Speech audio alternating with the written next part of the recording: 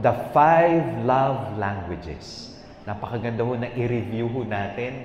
And it is through these love languages that we would truly live up to the spirit of love. Sabi ho ni Gary Chapman, meron ho daw kanya-kanyang tao, may kanya-kanyang pamamaraan ng pagpapamalas ng pag-ibig, pagmamahal. 5 po, or pwedeng 6 po ang ating love language as we live up the spirit of love. Number 1, words of affirmation. Love needs to be expressed. Whether written, spoken, or texted, social media. Ikalawa, quality time.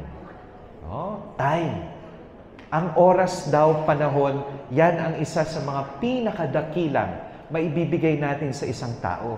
Bakit? Sapagkat hindi na ho natin yan mababawi.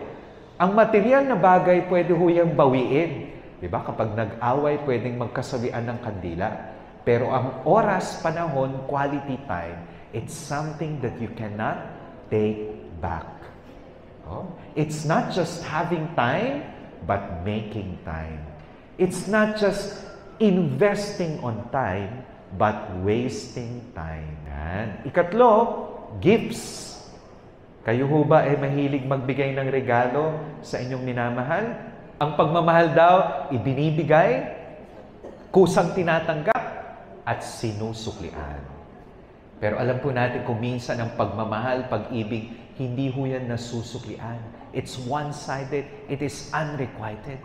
4th is the language of what? Service. Service. Acts of service. Ang tunay na nagmamahal, marunong maglingkod. And finally, language of touch. Touch. It is the ultimate language. Ika nga. So when was the last time, that you truly embraced a beloved? It is the spirit of love that is being manifested in that warm embrace.